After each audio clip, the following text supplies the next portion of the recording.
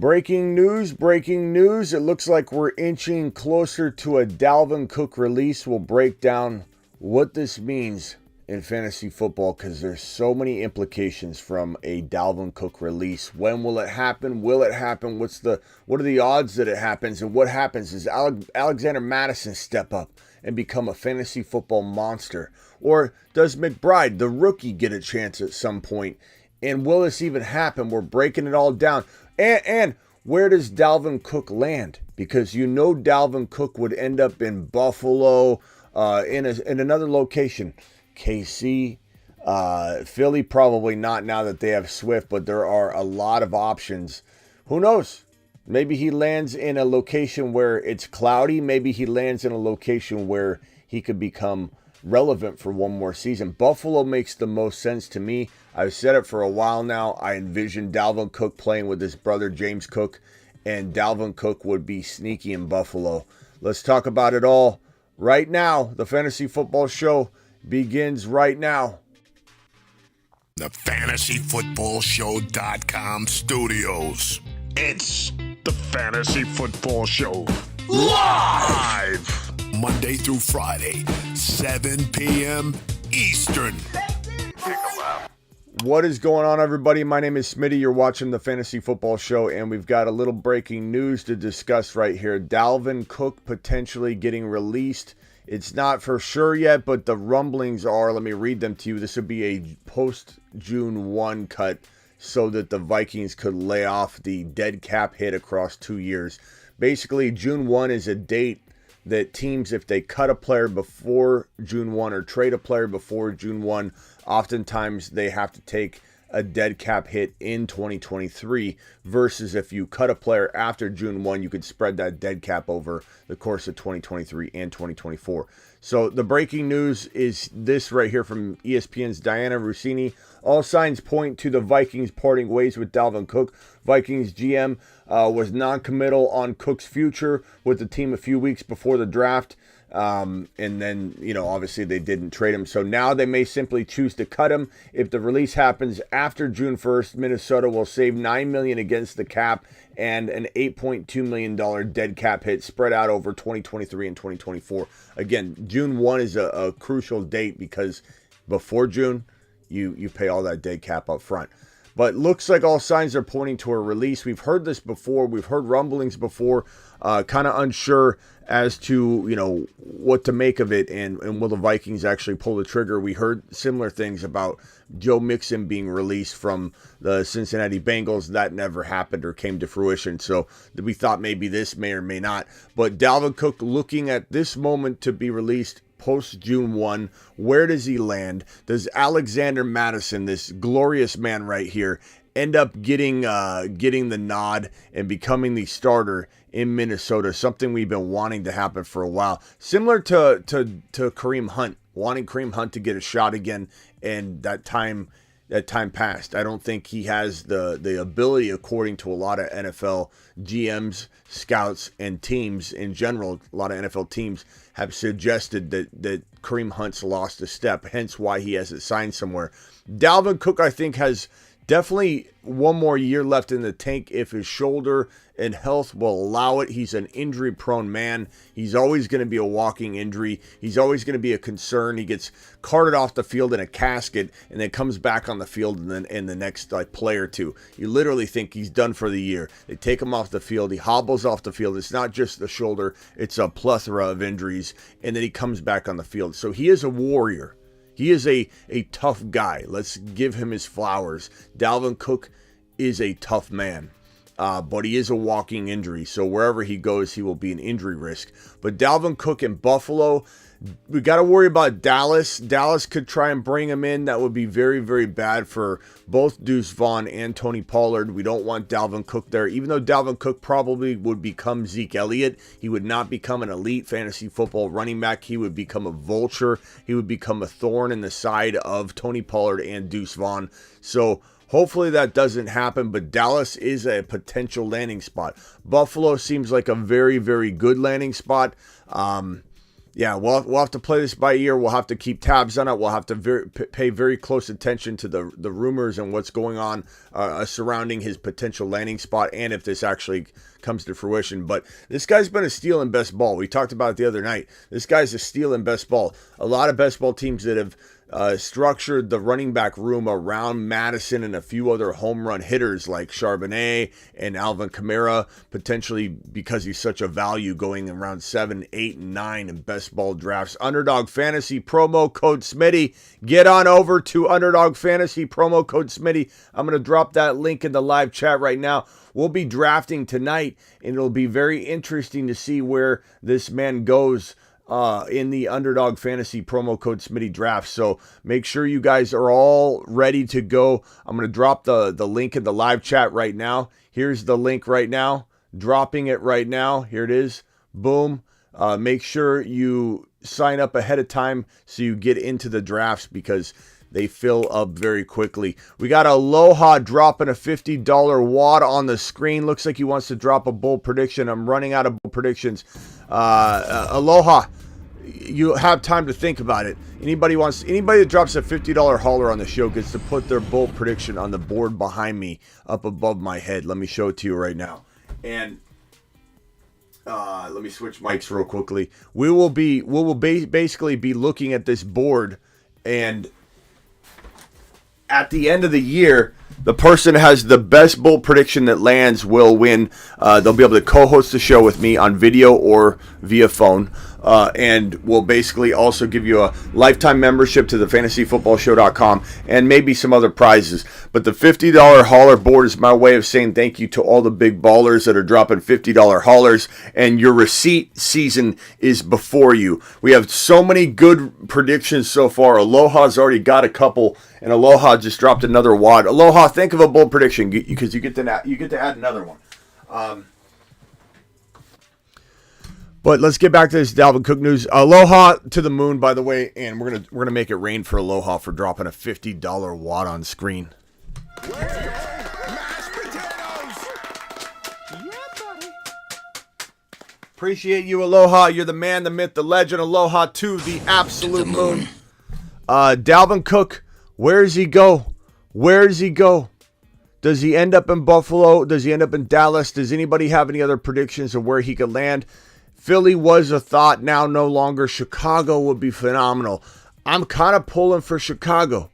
I kind of feel like the top two landing spots, Chicago, Buffalo. Dallas is definitely in the mix. I just don't want it. None of us want it. We don't want that for Tony Pollard. But Chicago would be phenomenal. I'm all about Chicago. Someone set them up in a draft that we're doing on Underdog Fantasy promo code Smitty Best Ball Draft. Let me see if I can. Let me see if I can draft a guy real quickly. Hold on. I'm on the clock right now. This is in the 7th round. 7th round. We'll go ahead and go. We'll go. There we go. Okay, I made a pick. Dial into the show if you guys want to drop a prediction as to where he lands. Overcome dropping a super chat. $2 hauler. Overcome, I'm sending you a moonshot because I appreciate you. Thank you for dropping that $2 hauler. Thank you for dropping that $50 hauler. Aloha. I'm waiting for your prediction. Let's see. Bengals lose division winning games by 3 points. Is that bold? Yeah, I mean, whatever you want, bro. You pick your bold prediction. We'll throw it up there. Pal. You just let me know what it is. Okay, calling into the show. Let's talk about Dalvin to the Bengals. That would have been a thought had they wanted to move on from Mixon, but they pretty much committed to Mixon at this point. Could they still cut Mixon, bring in Dalvin Cook? Sure, but that's a very, very, very tough, path for me to envision happening for all those guys at once. Like, just McBride is another thought. Like, does Minnesota lean on the rookie? McBride's a good running back. He's a very good running back. I think Madison's clearly going to get the first crack, but let's say Mattison doesn't hold up. Let's say Mattison gets in there and he can't handle the full-time workload on a full season. It could be one of those things where Mattison starts very well, plays 8 games, 10 games, gets hurt. McBride comes in and finishes the year very strong. And then we got some sort of weird competition walking into the next season, or maybe they draft another player because neither one of them succeed. We've seen that before too. But yeah, This is going to be quite interesting to watch unfold. MJ says Detroit wins the Super Bowl. That is bold. I like that one, MJ. That is a good one. My boy MJ Wolf. Appreciate you, MJ. Assuming the Vikings will sign either Lenny or Zeke, possibly Kareem, to go with Mattison. Maybe, bro, but they have McBride. They like McBride.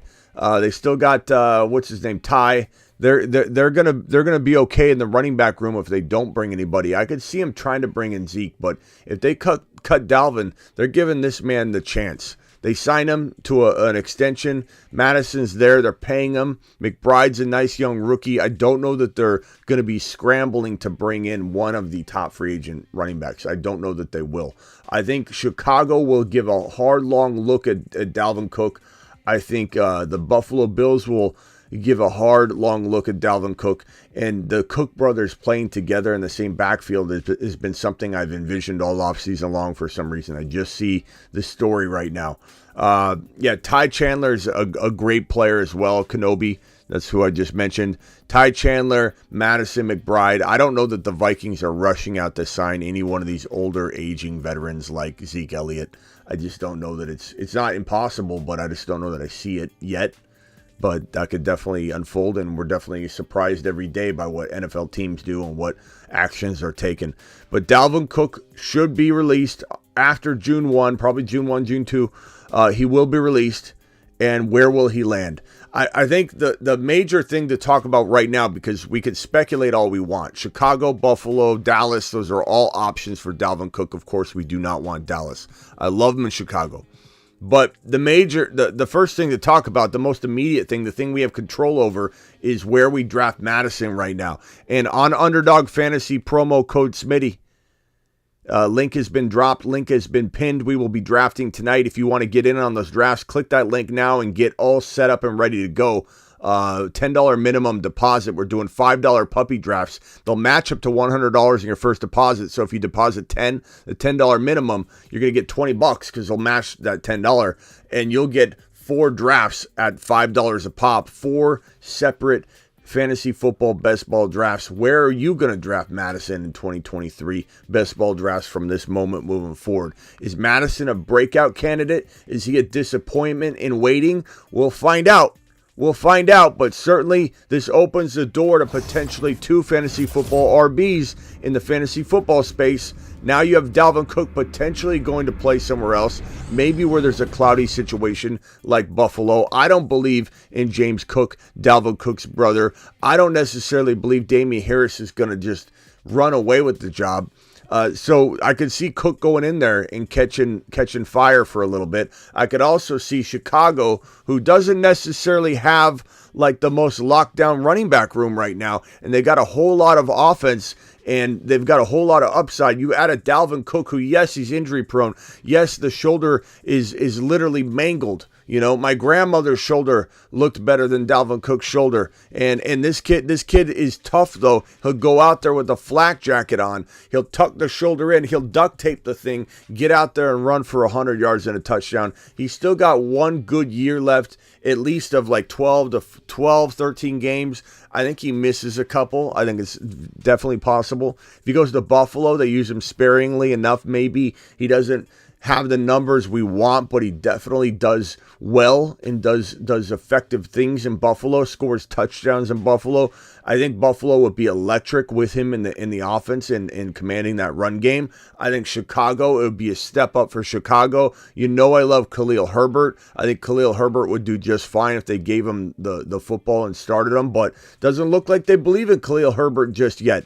And, you know, you'd think they'd hand the reins over to Khalil Herbert in Chicago with the departure of Monty, much like Minnesota will probably do in handing the reins over to Mattison. I feel like Khalil Herbert and Mattison are very similar. They have very similar upsides. They have very similar skill sets. They look very, very explosive. They've done us right when they've got into the lineup. I absolutely think Mattison and Khalil Herbert are both potential moonmen capable players. It's just a matter of, will these teams give these players the reins, give them the keys to the starting lineup? We think the Minnesota Vikings will with Mattison. We're not sure if, that same thing's going to happen in Chicago, or if this man's going to be there in Chicago, this man Dalvin Cook. Give him one more year. Give him one more chance. As much as his shoulder's worrisome, as much as he kind of failed some people last year to some degree, this guy still ran hard. It was more a usage thing. It was more Minnesota changing their offense into a pass-heavy, machine. It's just throw, and this guy would get minimal usage, and he still rip off big, long runs at the end of games and kind of salvage some of his fantasy weeks. But I wouldn't mind seeing him in a new location where he got unleashed. But the question is, of the locations that need a RB, are any of them going to give him the 100% full-time gig? Or is he going to go to kind of a cloudy situation? Will he go to Buffalo where he's used in a rotation and they don't quite use him like you would expect them to? Because Buffalo is that location. Of all the locations we've talked about, of all the locations, capable of pulling in Dalvin Cook after a release, they're the most capable of misusing him because they continue to not use RBs the way you anticipate that they'd use them. Hence why I'm not high on James Cook. Hence why I'm not high on Damian Harris, because they're not absolute monsters to me. And I don't know that this team Buffalo is going to invest in a running back at that level as their full-time guy unless they bring somebody in. But even if they bring in Cook, there's still risk that they go, yeah, we're going to use all three of the backs. And we're like, what? And they don't use Cook like we expect. That's certainly possible. Chicago could do the same thing. We've heard rumblings as of this week and in the past, and I've heard from several people I trust that Chicago does very much want to march into 2023 and kind of remain on course with a running back by committee style, so that they're going to potentially rotate running backs and not really. But who knows? I mean, is the coach really coming out and saying, oh, yeah, we're going to absolutely, no matter what, run multiple running backs, even if one guy gets in a groove or one guy separates himself?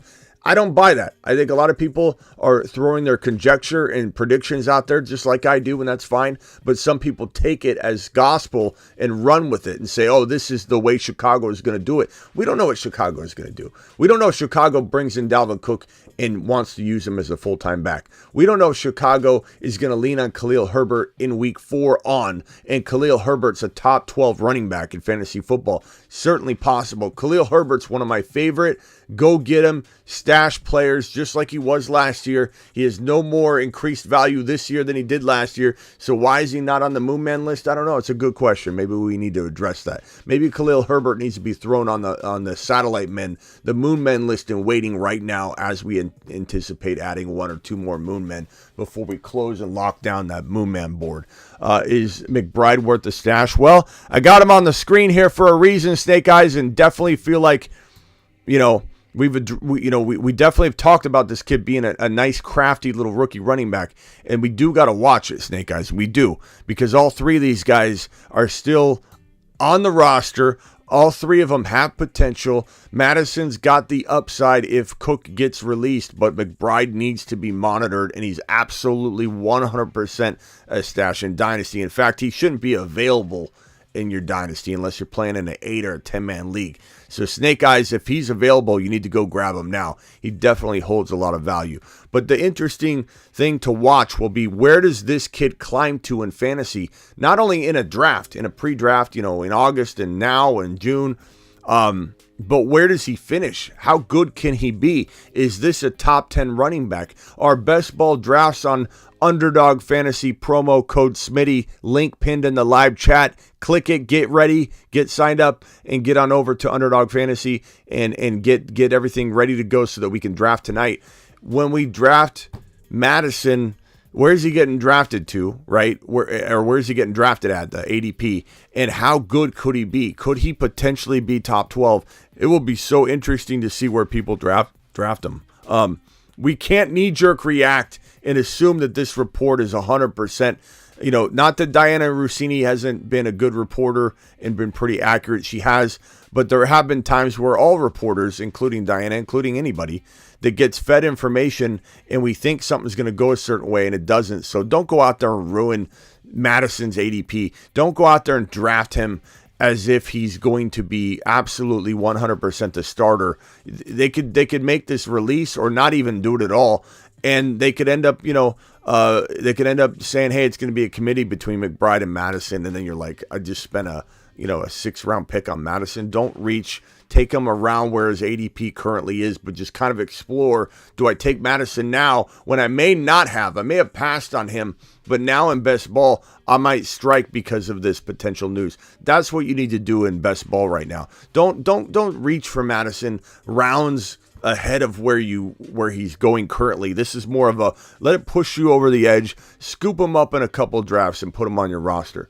I sent my prediction through a super chat. Smitty says aloha. Okay, let's check it out. Aloha dropped yet another super chat wad on screen. Okay, my bold prediction is Jimmy G next Tom Brady. Aloha, that's okay. Let's put it on screen. That's what you want to use your $50 hauler super chat on. I can't argue with you. Jimmy G next Tom Brady. Aloha. Today is the 11th, right? 5-11. What a prediction there. 5-11. Aloha. Jimmy G next Tom Brady. Don't understand that one, Aloha, but it's on the board. It's on the board. Any $50 haulers, put your receipt on the board. Let's roll. Is slow draft. I took Mattison before the news went live. All right.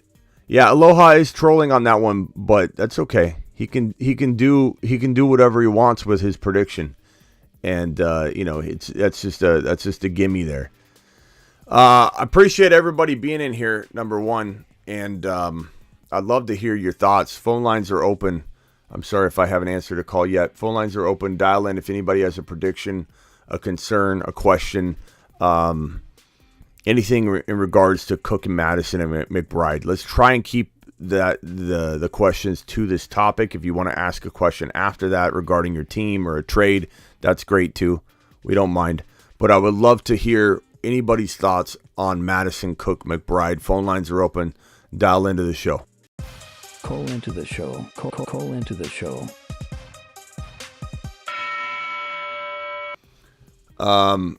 Watch Roshan get more yards than Bijan. Not going to happen, pal. Not going to happen. Not unless an injury happens or something like that, But Roshan's not getting more yards than Bijan. Bijan's going to absolutely be a monster.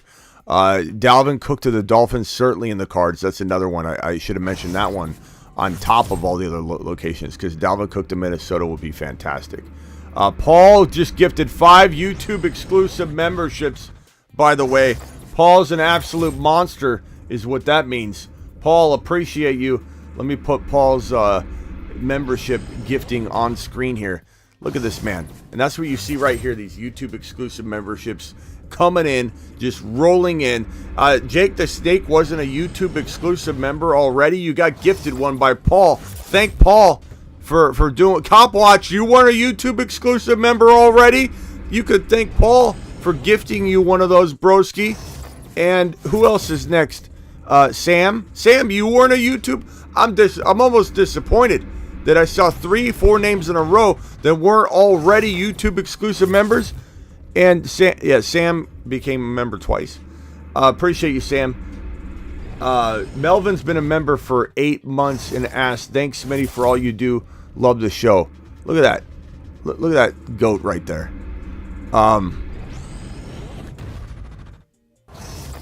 right, I'm gonna. It's repeating itself. Thank you, Paul. Appreciate you, Paul to the moon. Paul to the moon. Absolute monster. Also, aloha to the moon. Aloha to the moon. Mashed potatoes. Aloha. All right, dial into the show. Let's talk a little Mattison and Cook. You're live on the show, Ethan. What do you think about this? Yeah, our Cook, like Kamara and Mixon, are they the guys that you pick up if you're going 0 RB and all the running backs are taken off the board, and you just take a chance on those like 3 crap guys. Basically, I mean, yeah, I don't know how to describe them, but no, I think definitely. And right now I'm putting on screen the top landing spots for Dalvin Cook. They would be Miami, Chicago, Buffalo, and then Dallas will be in the mix. It's not a top landing spot for us, but it's definitely a potential landing spot. But yeah, to answer your question, when you go 0 RB, you want to grab Kamara around 7, 8 in best ball. He's falling there. It's crazy. Link is pinned in the live chat.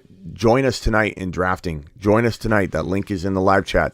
We're gonna draft. We draft at midnight every single Thursday, Friday, Saturday. It's a mock draft and live draft marathon. I'm live Monday through Friday, 7 p.m. I'm live whenever news breaks, like this very live stream right now. It's a breaking news live stream. And the mock draft marathons are Thursday, Friday, Saturday at midnight every single week. Yeah, bro, you're going to want to, on underdog, you're going to want to take, or in any draft, you're going to want to go, if you go 0 RB, Kamara's amazing value, Charbonnet and like 7, 8, 7, 8, 9. Mattison in 6, 7, 8. I tend to say not 6 yet if you can, like 7, 8, 9. Pierce is going around 6, 7. DeAndre Swift is a fantastic in round 6 player. He goes around 6 all the time. And so if you were to get like Swift, Kamara, Mattison, or Swift, Kamara, and Charbonnet, and you don't draft a single running back until 6 or maybe even 5 if you took Swift in 5, or you took Kamara in 6 and whatever. Like I've done it before, bro, where I've gone 0 RB until round 6 in best ball underdog fantasy, promo code Smitty, and I've gotten Swift in round 6, Kamara around 7, and I don't know if I got Charbonnet in that combination, but I've gotten a bunch of those guys. But Kamara and Swift as your RB 1 and 2 in a 0 RB approach is pretty fantastic. Pretty good, bro. Yeah, I mean, like Cook is a guy, he's got the shoulder problems, and then Mixon last year, man, that guy, sometimes he'd have games where it was like 2 yards per carry Mixon. Mattison, why didn't they give Mattison the ball more last year? Like, why? Like, he does well every time Cook's out, but I don't get that. It's a good question. I think there wasn't an opportunity for him to come in and do what he did in previous years, which is start multiple games due to a Dalvin Cook like big leave of absence. But had it happened, I think they would have leaned on him. They did pay him this offseason, so that's a good step in the right direction in terms of like assuming he becomes the starter if Cook is released, and it does sound like Cook will be released after June 1. So I don't know. Yeah, Arizona could be a potential, Lance. That's a decent team to throw out there. There are a lot of teams that could look into kicking the tires on Dalvin Cook. I think Miami's probably the one we didn't talk about at the top of the show that does feel very, very likely because they showed interest. Miami was linked to Dalvin Cook a couple times this offseason, and then it never happened. So if he gets cut, Miami's going to go looking. Because first of all, he's explosive. He's fast. That's a Miami Mike guy. That's a Miami Mike player if I've ever seen one. And I know everyone wants to give up on him, and I certainly was not taking him high at all in a best ball draft or an early draft, or especially a dynasty. Like, he's falling very late. His ADP is very, very late on Underdog Fantasy. Promo code Smitty. His ADP, Dalvin Cook for RBs. Wow. I mean, it's down there, bro. 63.4. 63.4. That is crazy ADP. Like, do I think he increases right now? Maybe a little bit on some buzz, just the fact that people are talking about him. If he went to Miami, we don't know if he would be named the starter because Miami Mike loves those Miami Dolphins or those San Francisco running backs he brought over, Mostert and Wilson. So I don't even know how it would play out. Chicago, they might run with a committee too. Buffalo, it might be a committee. I don't know that we have any 100% certain he's going to start and be the starter, the lone starter situation out there. Like, it's tough to say. It could be just one of those situations where wherever he goes, he's getting decent volume, maybe more than he would have got in Minnesota, because maybe they start using Mattison more. They did pay him, to your point you just made. I like Mattison a lot. I think Madison's always been on my radar. I think, part of me wonders if the time has already passed, though, or could he do well for a year or two? Part of us wonders, he's a home run hitter. He's a league winner, but he's a league winner in the backup role. Now that he'll be the starter, will he fail, falter? Will he deliver on 17 games or not? I don't know. All I know is when I watch football and I see a game and I'm far away from the TV, getting a slice of pizza in the kitchen when the TV's a mile away, and I'm looking at the screen and I'm just squinting my eyes and I can't see clearly. I'm like, that's a great run by Dalvin Cook. And then they're like, Alexander Mattison, and I'm like, whoa, that was Alexander Mattison? I mean, they're literally interchangeable, and they have been for a while. And even though Madison's... We've all said that with Pollard and Zeke, too. Yeah, Zeke and Pollard. No, that's Pollard. Yeah, I mean, they do run a little different, so you could kind of tell a little easier. But I know what you're saying. Like, it's like, wow, that was a great run. Pollard looked fantastic. Oh, that was Pollard, Yeah, totally. But I mean, Mattison getting in there, it's going to be fun. It's going to be fun. Cook he had shoulder surgery, though. I've had left and right shoulder surgery, and I knew with the Andrew Luck thing, that's like a 2-year ceiling. And then I'm hearing Pacheco had shoulder surgery. When I hear someone's had shoulder surgery, you're doing nothing. You're in a recliner. You're not running. You're not, and you're not just coming right back to, shouldering into people, lowering the shoulder like Elijah Mitchell always does. So if he had shoulder surgery to tighten all those ligaments and tendons, to prevent the dislocation, maybe that's why they want to cut him. Yeah, it could be part of it, but keep in mind that Dalvin Cook literally has been struggling with this from the beginning of time. He's had more shoulder surgeries than fingers on one hand. Like he absolutely his I don't even know how many shoulder surgeries he's had. He's got to be like 7, 8, 9. So like he's already had a lot of those. What you're talking about, he's already played through them. So Dalvin Cook, he doesn't care about his shoulder. His shoulder's completely mangled. He tore his rotator, or he tore his labrum last year, and he still played on it. He just wore a jacket, and it's like he's a warrior though. So it wouldn't shock me if he had 1 year. No one's going to be bringing Dalvin Cook in for multiple years. It's like a 1-year rental type of thing. It's Buffalo saying, can we get over that hump? Can we one up Kansas City by getting Dalvin Cook? It's going to be Chicago saying, look, we could draft a running back next year. Let's just bring Dalvin Cook in to keep this offense, moving and defenses on us so we can keep, Fields upright. And I think he's a good puzzle piece as we build into that next phase and take that big step forward. And I think that Chicago adds a Dalvin Cook, whether we think he can do it for 17 games or not. Dalvin Cook would be a huge asset to the Chicago Bears and their plans to maybe try and take the division by storm. So, yeah. McBride is a serious threat. I see a lot of you saying this in the chat for sure. That's why his name's on screen. I mean, he's someone that needs to be talked about. The way I envision this happening, they paid Alexander Mattison. I think they're going to give him first crack, but they might make it a competition, and maybe McBride takes over in camp. Like, we have no idea. McBride's a big sleeper. Madison can't be discounted, but McBride's a big sleeper.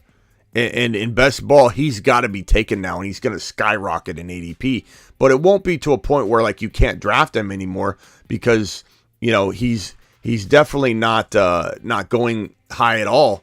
And so if he goes rounds and rounds ahead of his normal ADP, he's still very, very far down. He's a shot in the dark still, and he's a very good shot in the dark.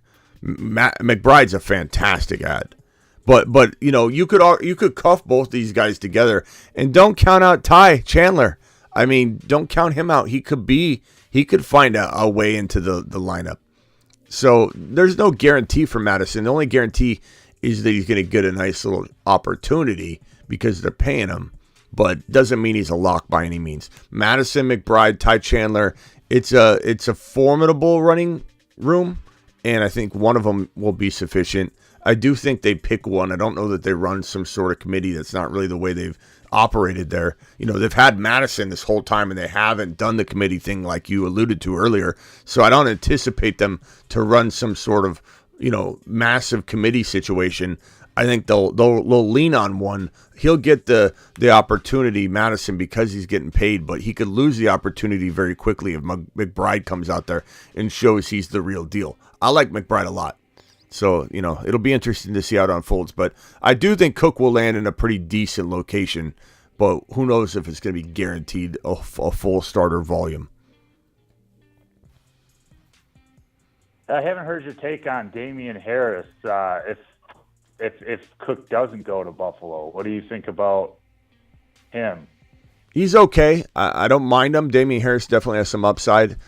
I think James Cook has upside, but I think Buffalo, until they get a big name player in there, and I don't know that Damian Harris qualifies for me, until they get a big name player, like they draft a Bijan type of guy, where he's one of the top running backs in the draft.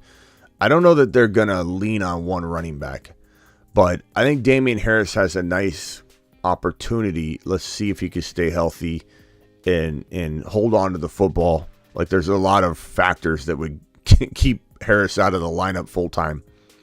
So we want A-Chain alone in Miami, says Jake the Snake. Yeah, I'm just telling you, Miami's been linked to Dalvin Cook for a while, so it wouldn't shock me.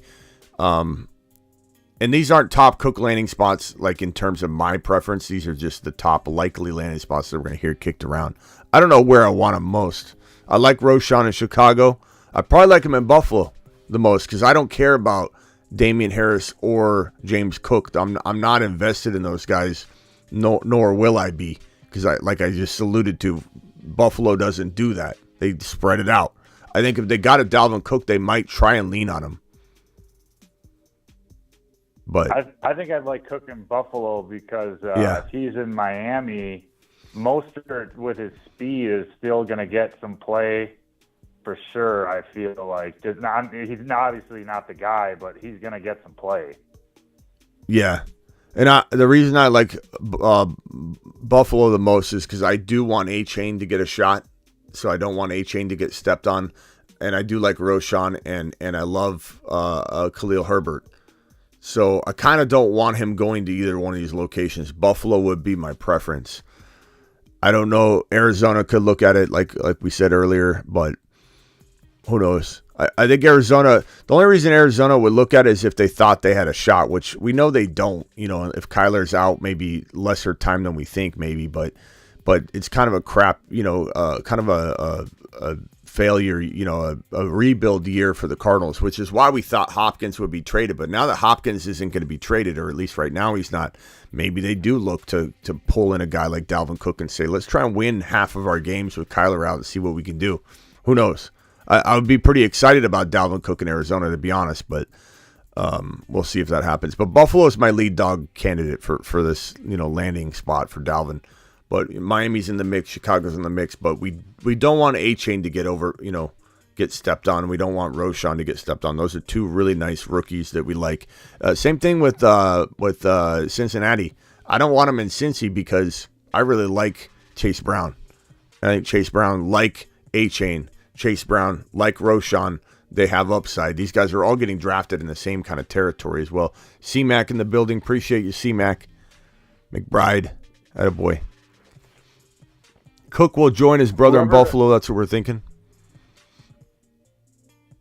Whoever ends up the running back in Cincy, that coach will give goal line carries like you wouldn't believe. Zach Taylor to set up play action. It was insane how much he just kept running the rock rather than having Joe Mixon got so much opportunity and just failed last year. It was crazy. Yeah.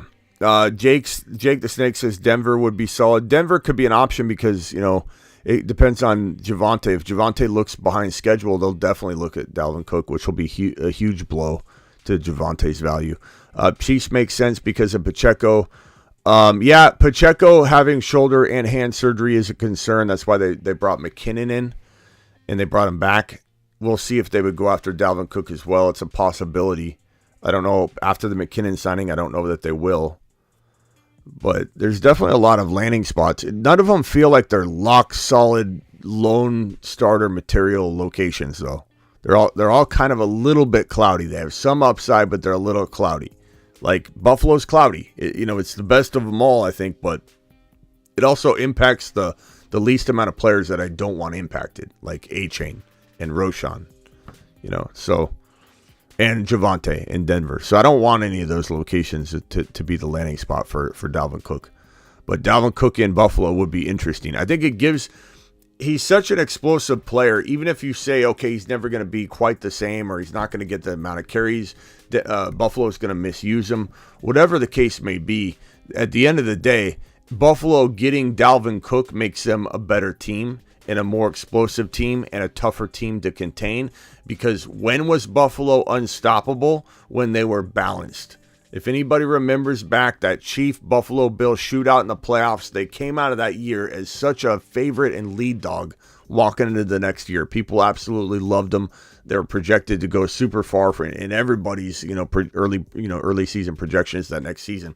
But that year is the year Singletary was used, and Singletary isn't even that great of a running back, and they used Singletary so effectively in the last 6 to 8 games into the playoffs. It was like the last 4 regular season games and then 3 playoff games, if I remember correctly, or 3 last regular season games and then the 3 or 4 playoff games, or the 3 playoff games. And he had 8 touchdowns in those 6 games.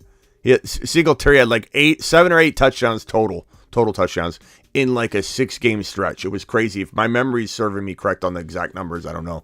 But he was one of the most efficient running backs in the final 6 played games.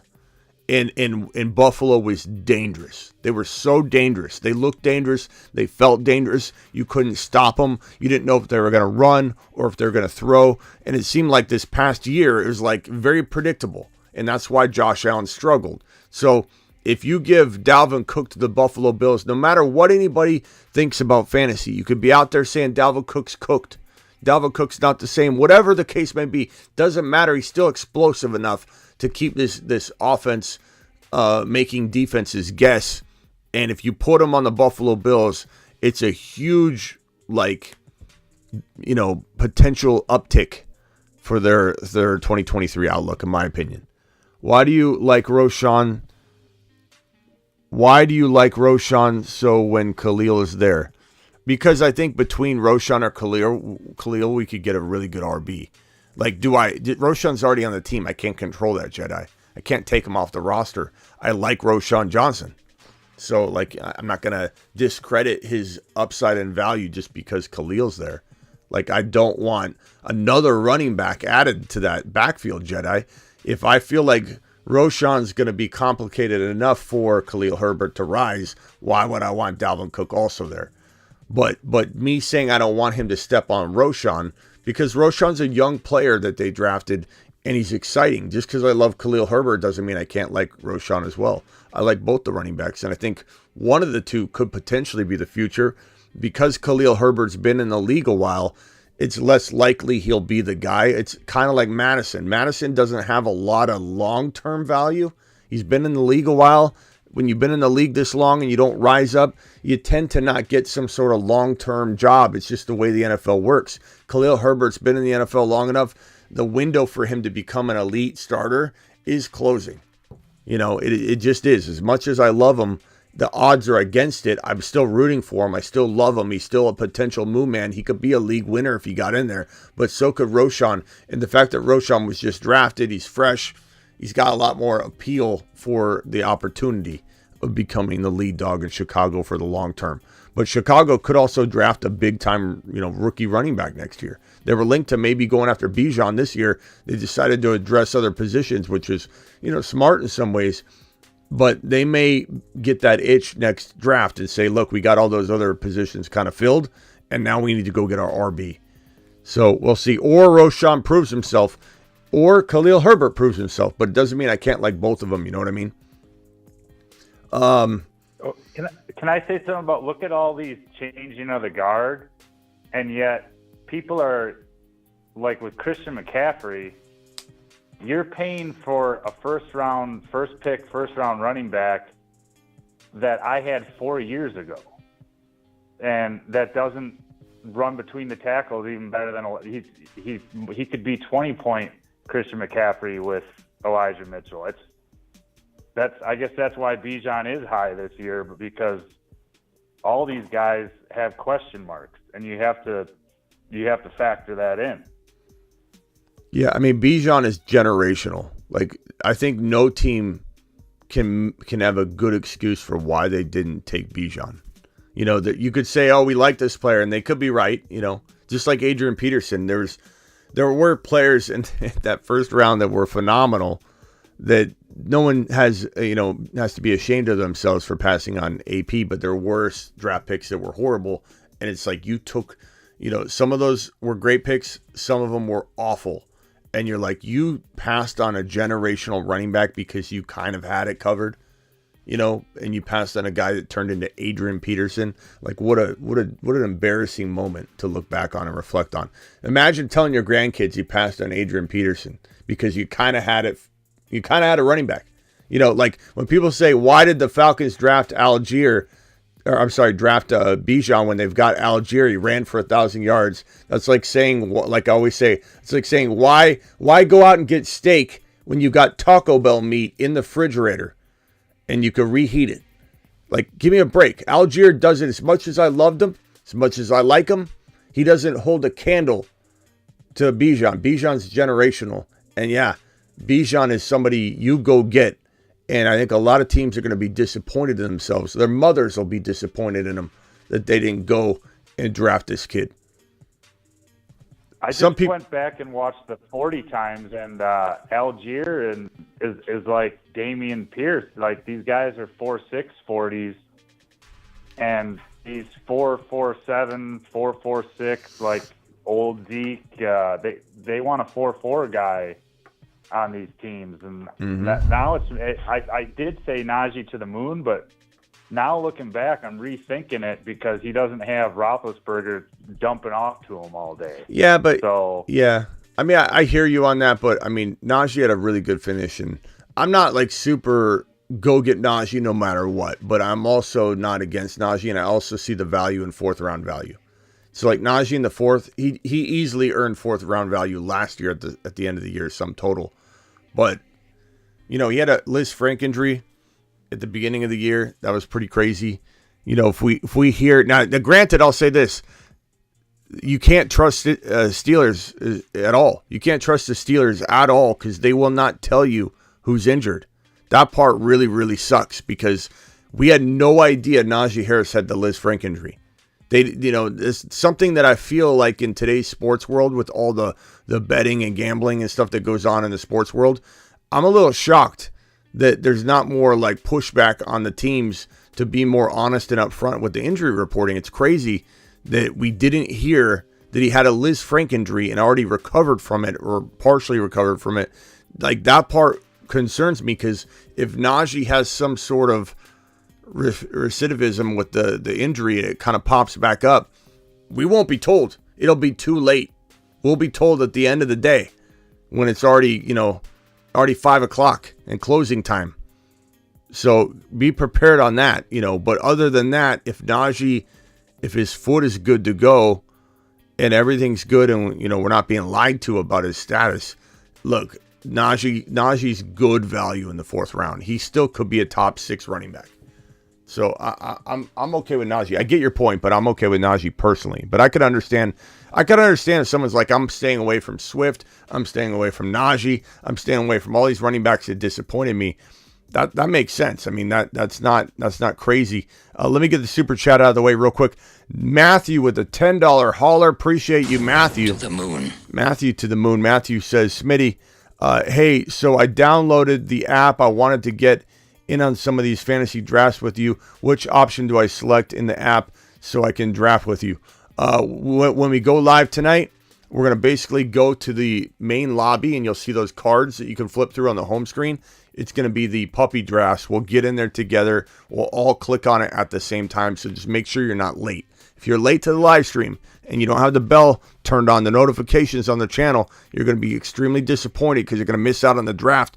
You got to get in there on time tonight around, I would say, 12:30 a.m., right after midnight Eastern. We go live between midnight and about 12:30. All right, let's go to Jake the Snake real quick. You're live. Yeah, so just landing spot ideas, because we're talking running back. I know you said like Chicago, you think that like Herbert or Roschon could be decent, but I mean I don't like Chicago, Baltimore, or Buffalo for running backs because their quarterbacks are vultures. So, and then a lot of the times they don't really have a great running back in their committee. So unless the receiver comes along like Swift in Philly, where he's got receiving upside, I don't want to touch any of those backfields because they literally are threatened by the fact that their quarterbacks are monsters that are also like vulturing their stats all year long. I mean, I hear you, but there's evidence and there's statistical data on both sides of this argument. You know, there's a lot of people that say like, yeah, vulturing can take away from that running back, but there's also data that shows that, you know, a quarterback that's moving the chains and keeping defenses honest, and you got defense spying where your QB's going, that running back can thrive. And I don't think Roschon should be discredited as a guy that can't be a receiving back at all.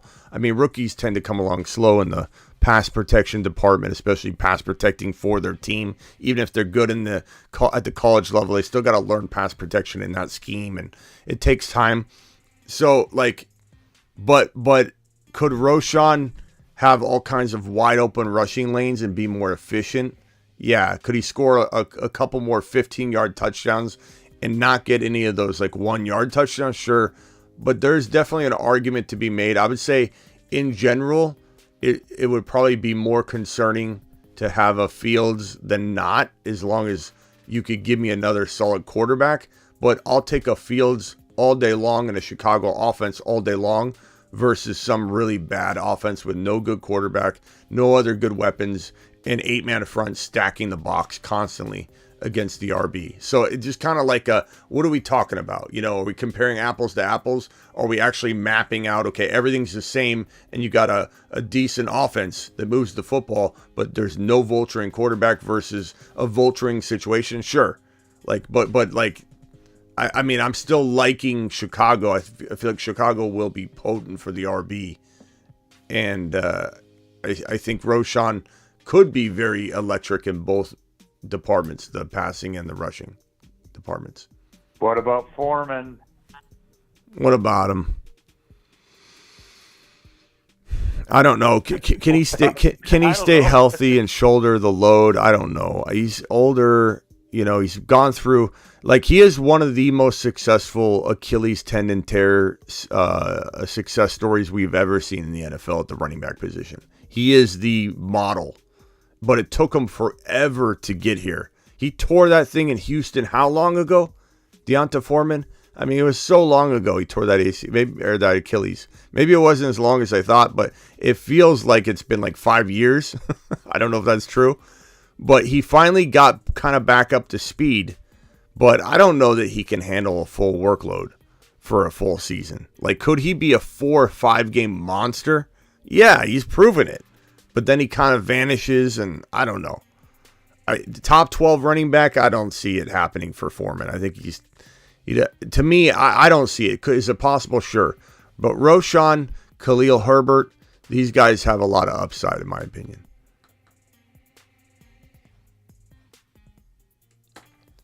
What else you got?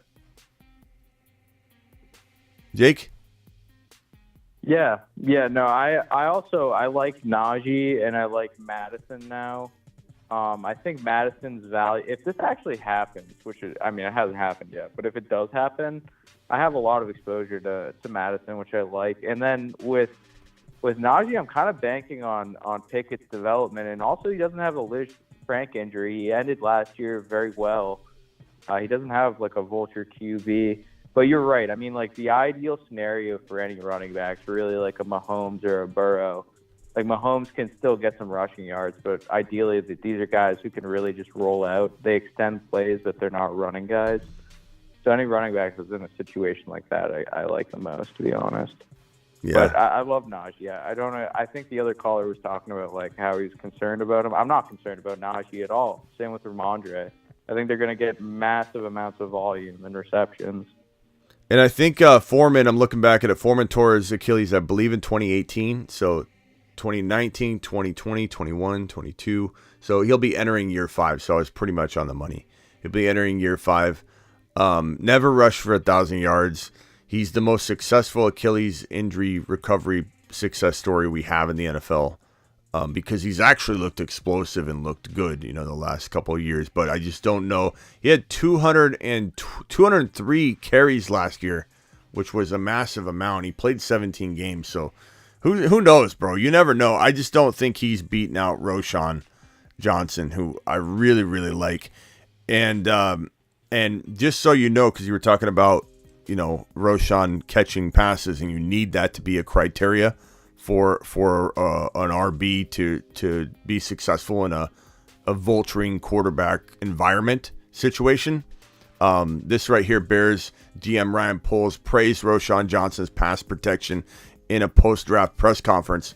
So there's a lot of optimism that this kid could be a 3-down back. And there's a lot of optimism that he could be involved in the PPR game right from the jump. So we'll see. Are you not at all concerned though that like the backfield's super crowded? It's not just Deonta Foreman either though. It's Justin Fields and it's Khalil Herbert. It's like there's so many of them that it's like, isn't volume a concern at that point? Well, but what game are we playing here though? Are we playing the game of am I concerned in general, or at cost of entry am I concerned? At cost of entry, I'm not concerned at all. Cost of entry, Roschon Johnson costs you almost nothing. Cost of entry, Khalil Herbert costs you less than almost nothing. So, like, am I concerned? No. Do I think it presents a problem for one of them to rise up? Maybe. But all it takes is one of these guys to explode, and the other one's gone, left for dust. I don't know. They've said they want to maybe run a rotation. That's what we're hearing, but I don't know that I fully buy that yet. I feel like with Fields and a quarterback like Fields, you're trying to protect Fields. I think the best thing to do is get consistency in there and not have in and out rotation going on that just leaves confusion and Fields to get leveled and blindsided. So if this guy's got the pass protection down, there's a real strong shot he could maybe grab 3 down, full 3 down work. All 3 down work. I don't know. We'll see. The big difference with Ramondre, I wanted to say before, and Najee, though, is Ramondre has checked down Mac Jones or Bailey Zappi throwing to him, similar to Ben Roethlisberger when he was 1,000 years old. So, I mean, Najee's not going to – I traded Najee that I drafted him, and it was good, and I had a 5-1 start, and I traded him after he had that 18 reception game or whatever. So he's never going to do that again. Yeah, my only counter to that before we move on is that Najee's offense is going to be moving the sticks a lot more than Ramondre's is. So even if Ramondre gets more passing volume, Najee's going to be in the red zone more than Ramondre. So it doesn't really cancel it out at the end of the day anyway. I think you guys both make good points. I think, Ramondre is so good. Like in his ability to be literally, he doesn't need to run the football one time and he can still get 100 yards. Like he's so good. Not to say Najee can't also do that. I think I would rather have the better offense. The only concern I have with Najee over Stevenson would be that we haven't seen him. We saw him bounce back, but I'm still concerned about the foot. I'm still concerned about, would we even know if he re-injured the foot? We wouldn't. The Steelers didn't tell us a single thing until it was all over.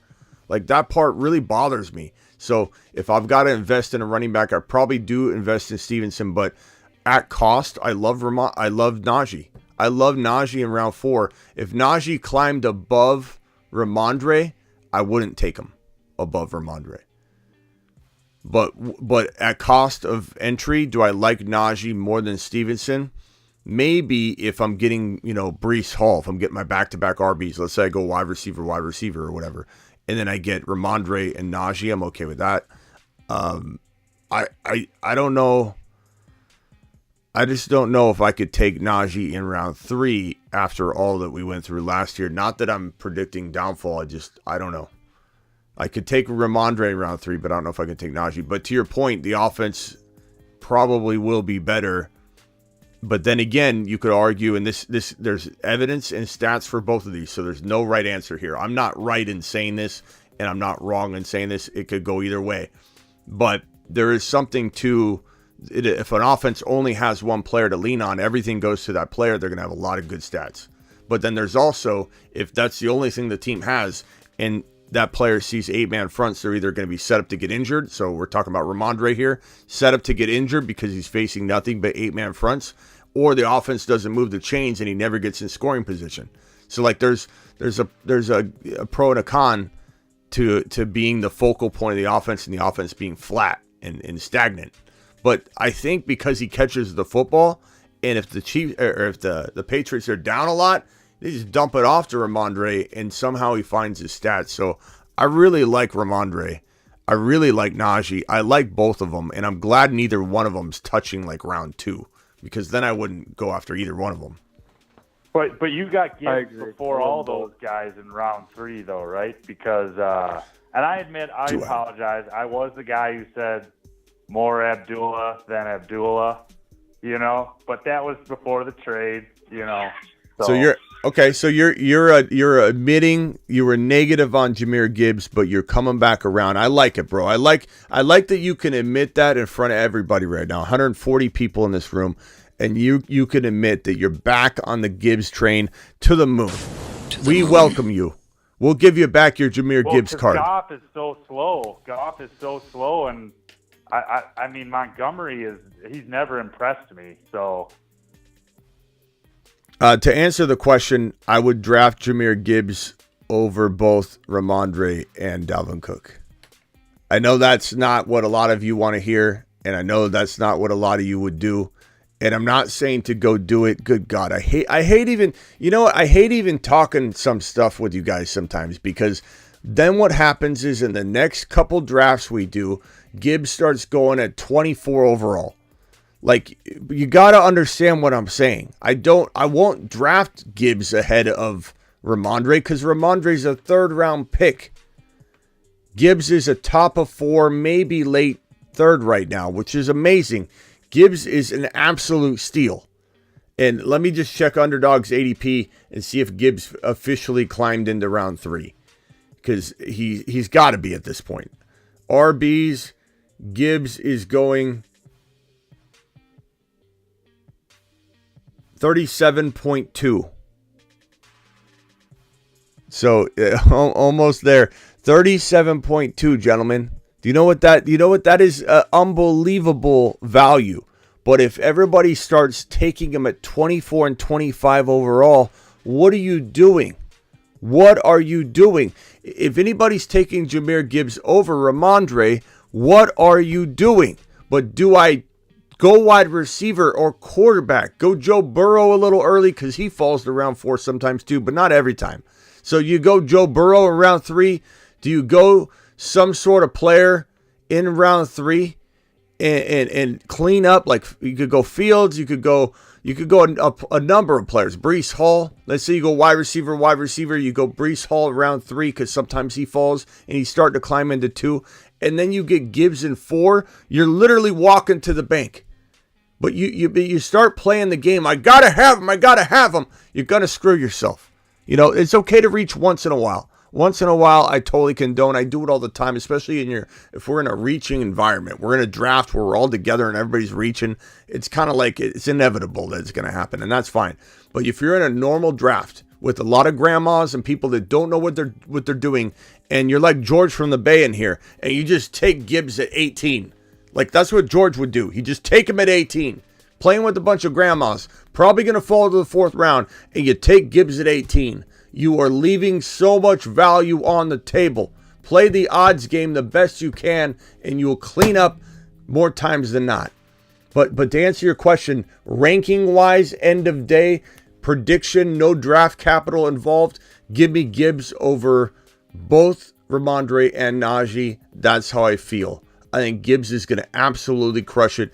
Hang tight on my phone lines real quick, guys, while I play the Jahmyr Gibbs animation that will explain, or the video that will explain why Jahmyr Gibbs is going to break out in 2023. If you don't know why Gibbs is going to be an absolute monster, here is the science behind it. It's backed by science. This is all research and science right here.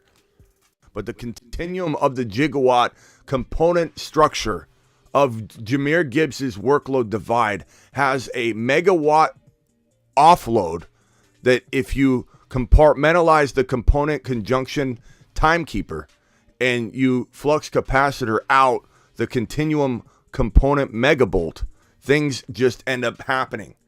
And that's why Jahmyr Gibbs is a top 5 to 10 running back instead of top 6 to 10.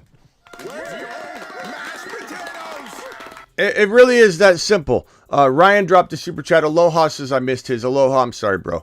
Let me go find it. Great Scott, genius. Yeah, I mean, it's science, bro. It's all it is. It's science. Oh, my God. Aloha dropping another $50 WAD super chat on screen. Aloha, I'm sorry. Somehow my alerts went off for a second. I turned them back on.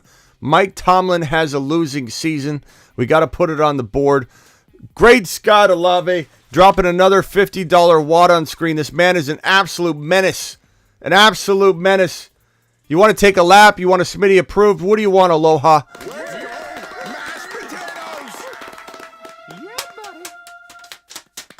Appreciate you, Aloha. And Aloha wants to get his prediction on the board. Tomlin has a losing season. It's 5-11. It's 5-11. Aloha. Tomlin losing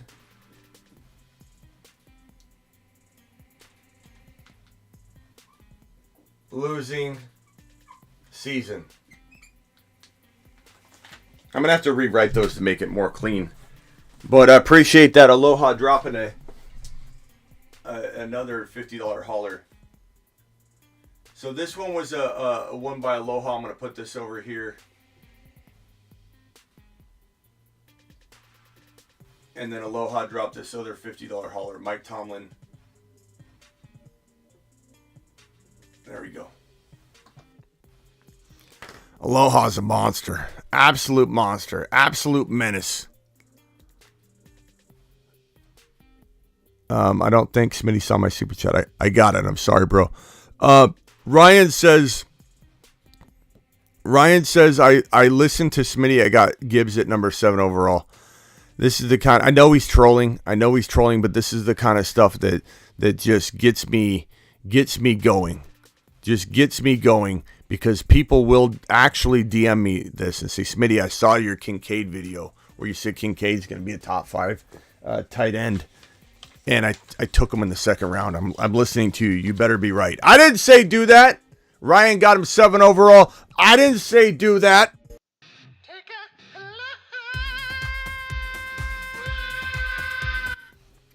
Aloha, appreciate you, my guy. Aloha's the man. He's been dropping fire lately. Maybe he means Dynasty. Maybe he does. Ryan, do you mean Dynasty?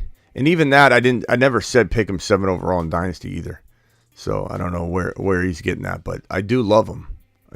He's a top 15 overall player in Dynasty for sure. But you got to get away with what you can get away with. And I don't know that you need to take him number 7 overall. I'm worried about Brees. He could be my keeper, so I assume I'd get him in the 3rd because you gain a round with the rookie. Yeah, he's a fantastic 3rd round player. I like him a lot, bro. Dalvin was offered a pay cut. They will be in the free agent market $3 to $5 million for Lenny, Elliott, or Hunt. I don't know, Mike. They could. I mean, I'm not saying they won't, but they have 3 running backs. They have 3 running backs. They have Ty. They've got McBride, who they like a lot, and they've got Alexander Mattison, who they just paid. So I don't know if they will be in the market. They could, but for me, I think you probably just see them roll with these RBs they got.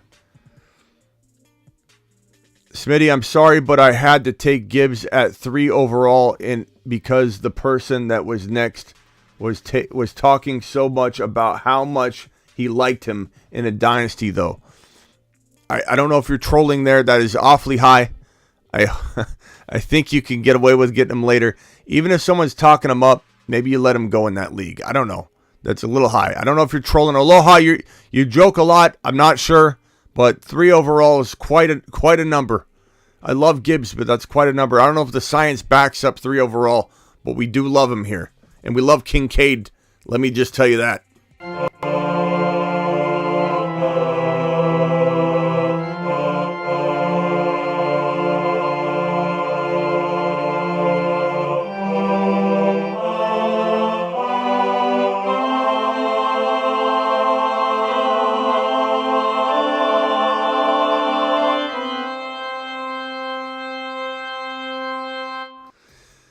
Three overall is high. I don't mind the 7 to 10 overall. Honestly, if I'm in a Dynasty startup, Gibbs is in my top. He's in my top 12. Like, I'm going to take him higher if I need to. We don't really know where his ADP is. You know, we don't really know where his ADP is. We got Melvin says, thanks, Smitty, for all you do. We got Paul, who gifted those memberships earlier. Appreciate Paul. We have...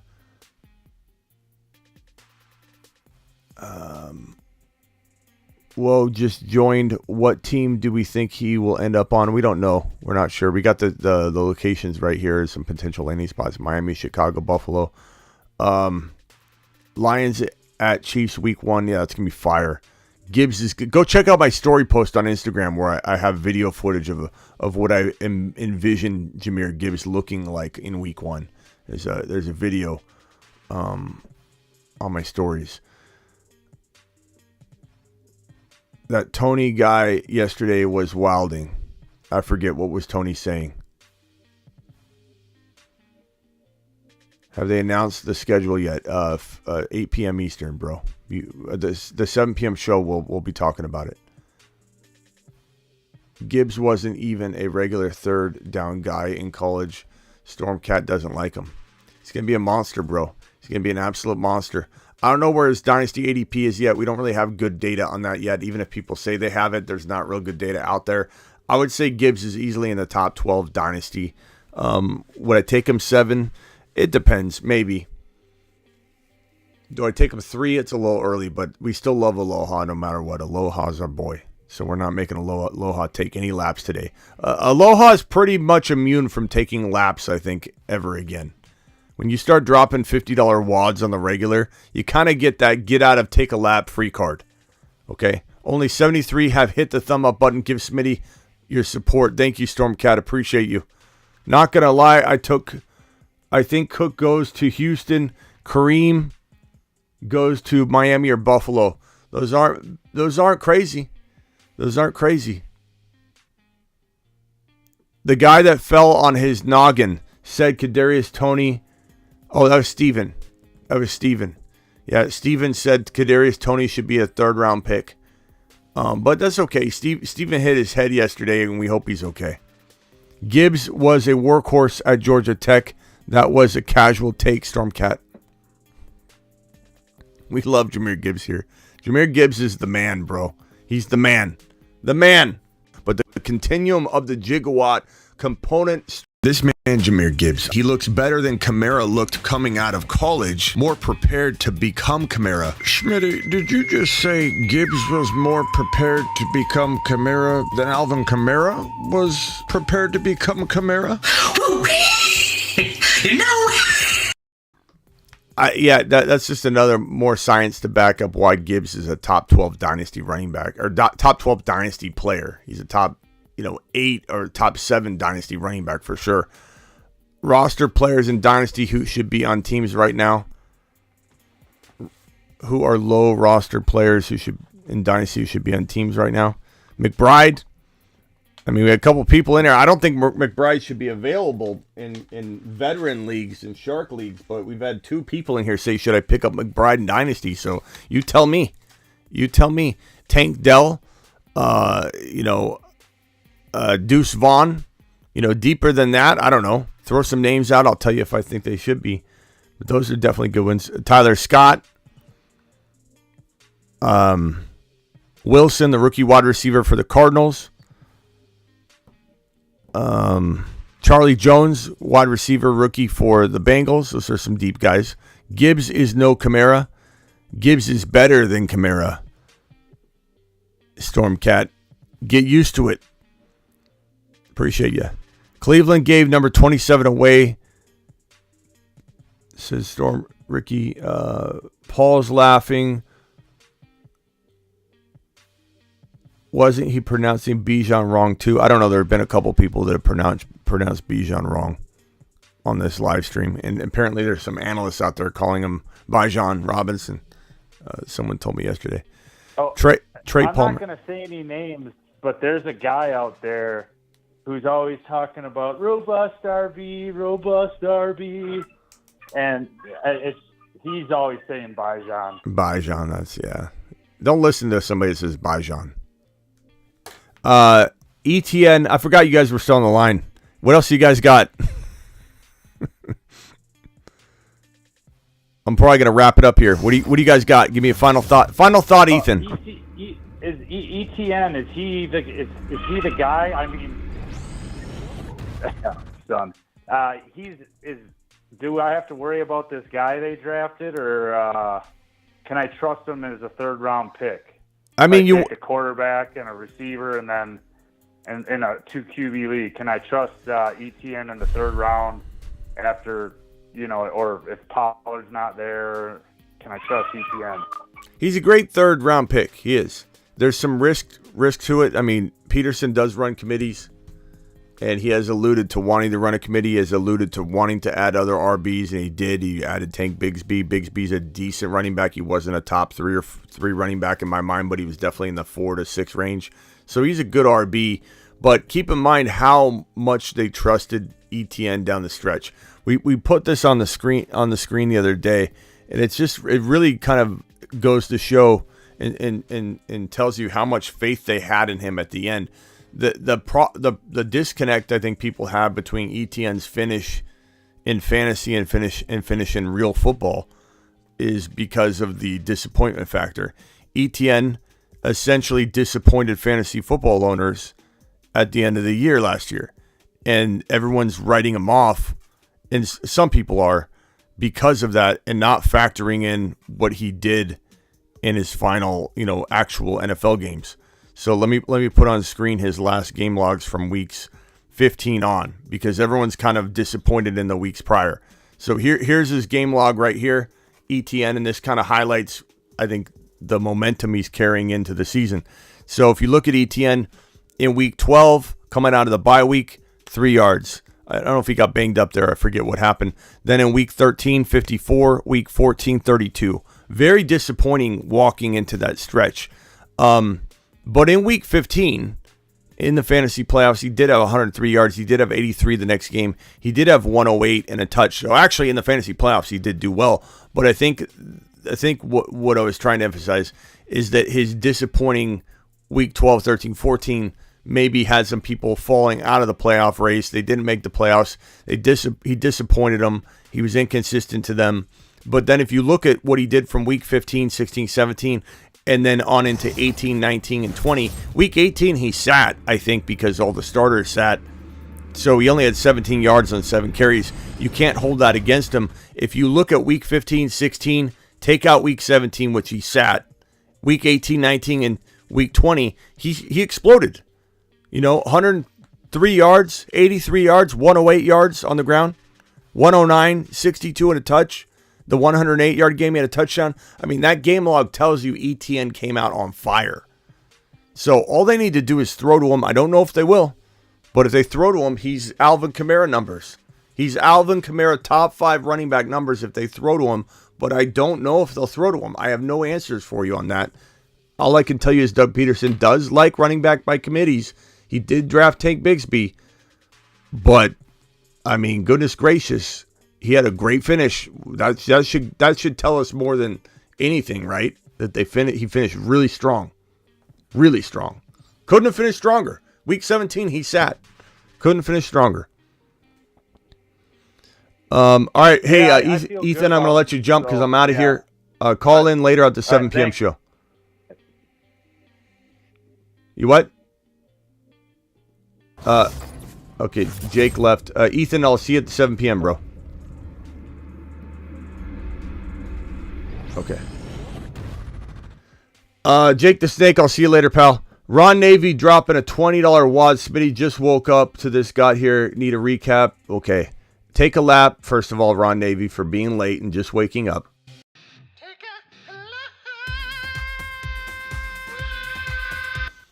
Here's your money, Ron. Making my studio messy. I just cleaned up the floor. But Ron wants it to rain. Let's make it rain for Ron. I always appreciate it. Ron likes to make a mess in here. Ron, the recap in a very fast fashion is Dalvin Cook should be released by June 1. He's going to get released by June 1 because any June 1 post-release will allow a team to divide the dead cap hit over 2 years. So instead of releasing him before June 1 and paying all the dead cap, the team will release him on June 1 or after and then be able to put both of the divide up the dead cap hit across 23 and 2024. We think Mattison will probably get the keys to the starting lineup initially, but there will be potentially an open competition. McBride will get a shot. Ty Chandler should also be thought about. Zeke Elliott could be brought in. Leonard Fournette could be brought in. I think highly unlikely given McBride and Mattison and Ty Chandler are all on the roster, and they did pay Mattison. They will give Mattison a shot. Mattison has been great. He didn't look great last year, but you know what? He didn't really get a chance last year to fully get unleashed, so let's cut him some slack. Mattison should be grabbed in Dynasty leagues if he's available. I doubt he is, but people are weird. You never know. I see weird comments in the chat, so go ahead and check. Mattison should get an uptick in best ball drafting, but not too much yet because McBride could take over the job. McBride's ADP increases. You should grab McBride no matter what because McBride definitely has that zero risk factor, and he's not going to climb that much in best ball or redraft yet. He'll climb a lot, but significantly climb, but not to a point where his value is even high still. So he's almost free still in some context. Where does Dalvin Cook go? Ron Navy. He could go over to Miami. He's been linked to Miami for in a lot of ways this offseason. So Miami seems likely. However, they do love A-Chain. They've got the two former San Francisco running backs, so I don't know if there's room, but they have been linked to him. Chicago, they got Roshan, they got Khalil. We don't know if we want him going to either Miami or Chicago because we got two young running backs. We also got Khalil Herbert in Chicago, but two young running backs, A-Chain and Roshan, we don't want stepped on. Buffalo, they've got Damian Harris and James Cook. We don't think either one of those is fully leaned on anyway, so why not give Dalvin Cook a shot to play with his brother and unseat his own brother? So his mom's conflicted at Buffalo Bill games. Who does she root for? She can leave Cook on the back of the jersey, but she must make a divide in her jersey with the different numbers on each side. That is the recap. We have no idea where Dalvin Cook's going to land, but maybe he lands somewhere special. Maybe he doesn't. Mattison is getting paid a lot of money. Ron, I hope that recap caught you up. Appreciate your $20 hauler. Take your lap. And everybody, I will see you at the 7 p.m. show or sooner. But probably 7 p.m. is probably when I'm coming in. Let me just look at the news wire real quick. Let me refresh and look at all my sources real quick just to make sure I'm not jumping too early. Although if it's significant enough news, I will just end this show and go live again. I don't see anything new. That Lions and Chiefs opening day kickoff game is phenomenal. Jahmyr Gibbs against the Kansas City Chiefs. We got Mahomes throwing to Kelsey. We got will Kadarius Toney do anything versus Sky Moore versus whatever. We've got is Pacheco ready from shoulder surgery and hand surgery situation going on. Jahmyr Gibbs things will be happening. St. Brown's out to dominate. Let's go. What a great week one matchup. Ron Navy dropping a $10 hauler. To the moon. Appreciate you, Ron Navy. Ron Navy's $10 hauler says, thanks, Smitty. You're the man. That was brilliant. Here is a bonus because between my lap and how fast I did that. Appreciate you.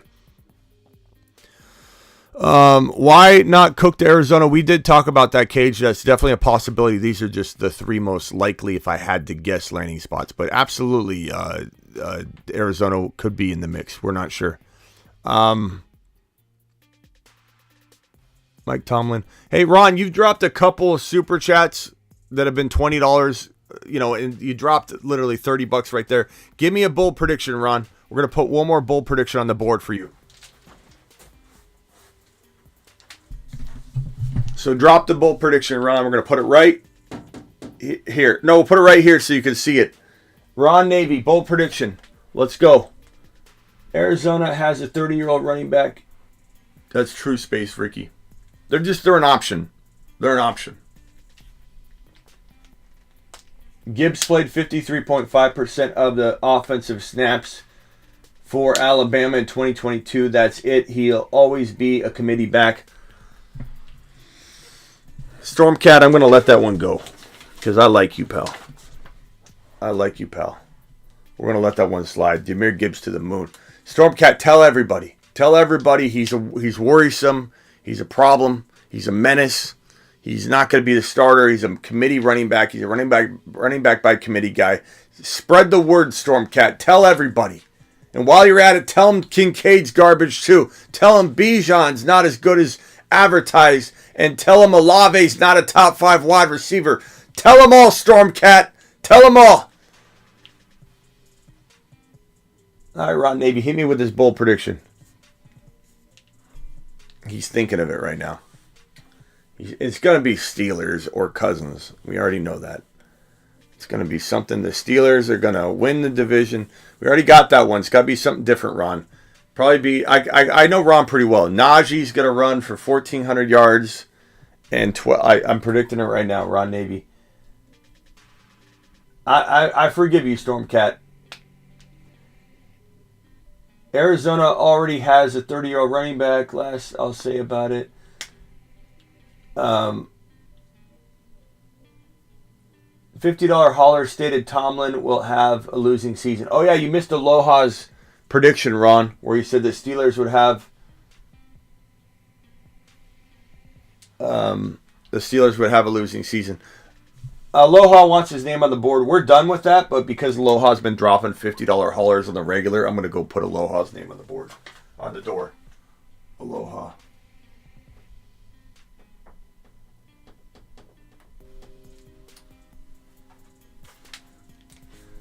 Let me put it in a marker.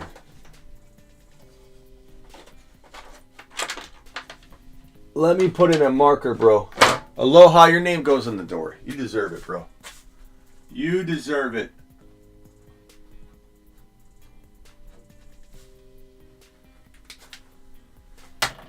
You deserve it, Aloha. You're right here, Aloha. You're right above Michael Jordan. Ron Navy, his bold prediction is as follows. Addison will end up number 1 fantasy rookie. Addison and Stroud end up number 1 fantasy rookies in their rookie year. 5'11", Addison, Stroud, number 1 rookies.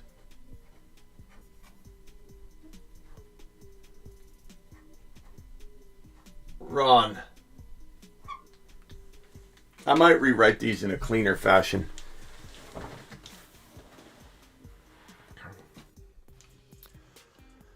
I got both mics right here. Ron. Appreciate you, Ron. Any $50 haulers get tossed on the board. Oh, we got another one. We got another one.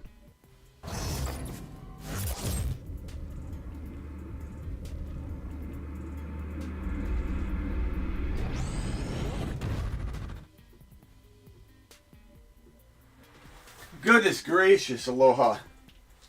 I thought you said you were broke last night. Okay. Aloha's dropping yet another $50 wad. Aloha says, thanks, Smitty. By the way, Vikings make it to the championship game. 5'11", Aloha. Vikes. Championship game.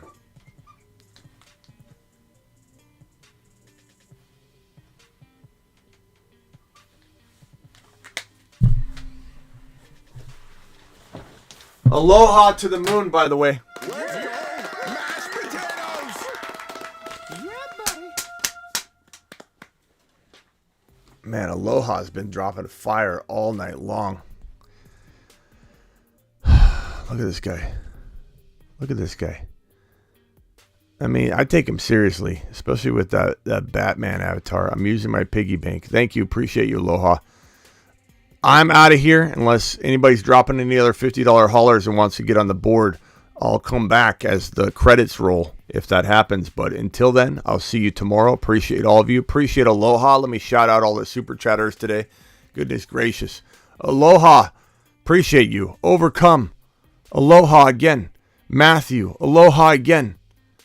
Ryan. Overcome. Richard says can't. Thoughts on Mayor. Oh, God, I missed Richard's super chat. Richard, are you still here? Let me see if Richard's here. I can add him in the chat. Let's see here. Richard Dragon, you here? I owe Richard. I owe Richard a name on the door after this. Richard, appreciate you. If you're here, I'm going to answer this question. Ron Navy, appreciate you. Ron Navy, appreciate you. Aloha, appreciate you again. Richard Dragon says, thoughts on Mayor, can't wait for auction streams. This poor guy is sitting here. This poor guy is sitting here waiting for me to answer his super chat, and I missed him somehow. Richard, are you here? Richard, I'll put your name on the door if you're here. Ron dropping yet another $50 wad on screen. Ron, we need another prediction, Ron. You earned that other one, so why don't you think about it and get back to me, and we'll put this prediction on the board when you think about it. I don't want to pressure you. Think about another one. You can give it to me later. We'll announce it later. So think about one more prediction you want to put on the board. Receipt season's in the house, and you want to have that receipt on there to prove your historical significance here on the show. Thank you, Aloha again. Richard, did Aloha just drop another? Oh, Richard is here. Richard, thoughts on Mayor? I hate Mayor's landing spot. I can't stand Jimmy Garoppolo, but I love Mayor. Absolutely love Mayor, bro. He's a phenomenal tight end. He's very Gronkowski-like, and quarterback situations can change real quickly. So by the time rookie tight ends are fully go, it's like year 2 to 3. So maybe the quarterback situation is much different in year 3. So in Dynasty, I really like him.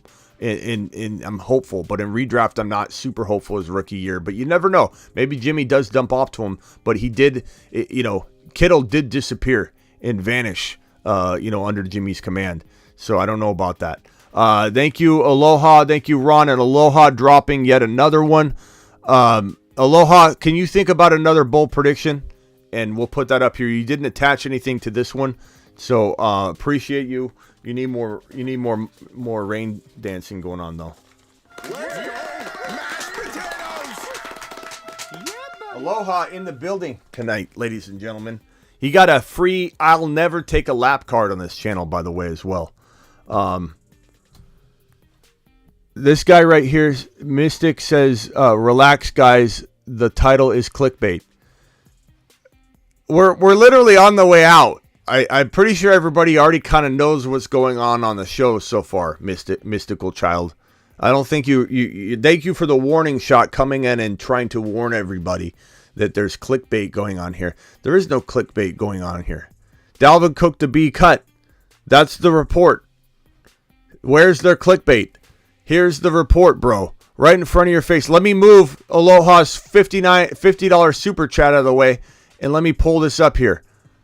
Diana Rossini reports all signs point to the Vikings parting ways with Dalvin Cook. My title and my video has a question mark in it. Dalvin Cook to be released. Question mark at the end of my title. How on earth is there any clickbait going on at all, Mystical Child? I take absolute pride in not having clickbait titles or clickbait graphics. And if there's ever something in question or not complete yet, I put a question mark on it so we can have the conversation and discuss the breaking news and either shoot down the breaking news that is absolutely out there, the breaking news from ESPN saying that all signs point to him being released. How on earth is that clickbait?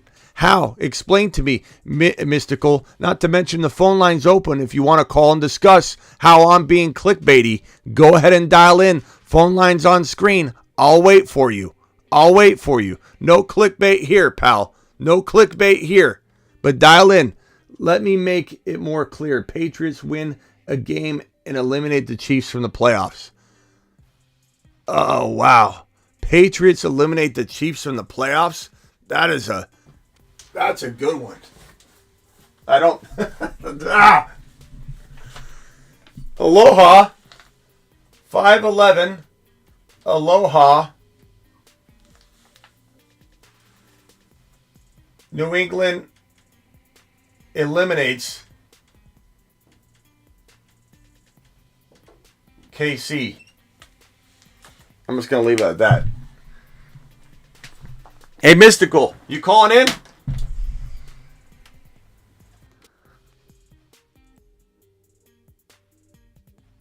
All right, let's put this on board here.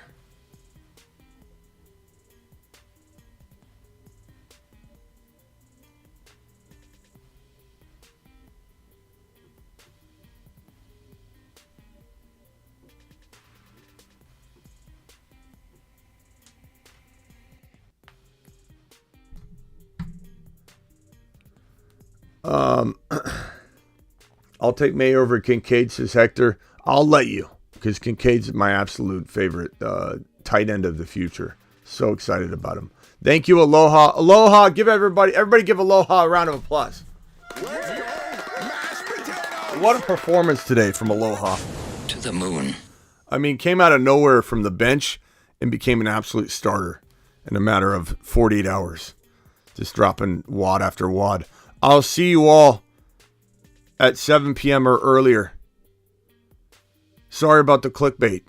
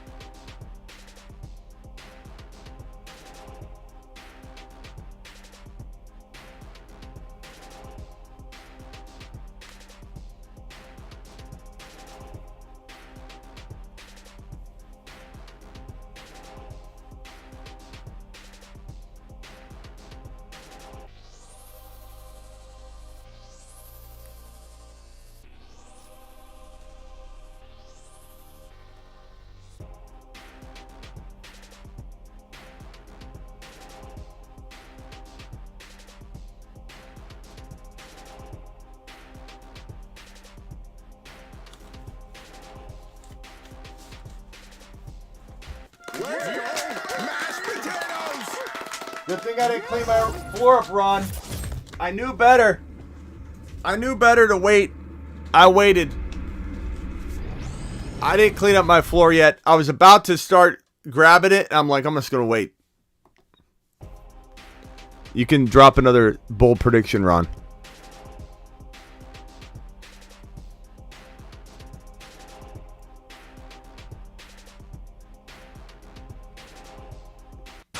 To the moon. Ron Navy and Aloha to the moon. To the moon. Smitty. You've just been Smitty approved. Mingo, and Mingo was his name.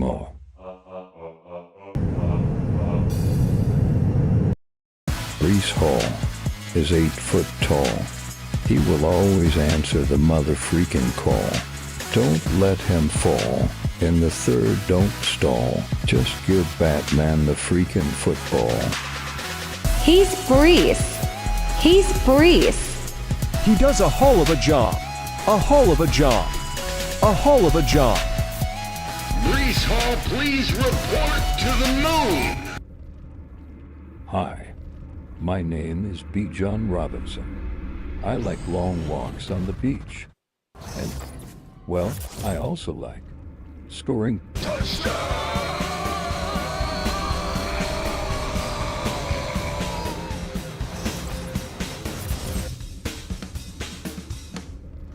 You know, I keep almost leaving, but then you amazing people just do more and more and more. We've got 10 gifted memberships from Paul. Paul gifted 10 YouTube exclusive memberships. Kevin just got one. If you're getting one of these, please thank your boy Paul, who just dropped them for all of you. Ben got one. Jordan got one. Derek Lincoln got one. Kevin got one. Brian was gifted one. Brian, how have you not had the $1.99 membership?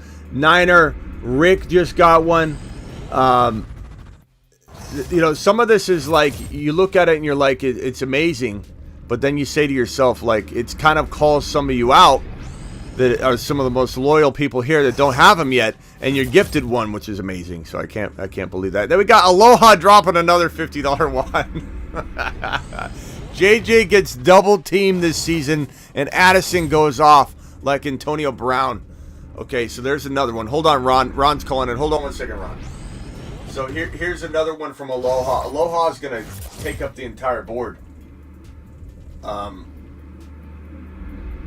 Okay, so Aloha says that JJ gets double teamed this season and Addison goes off. Can you clarify?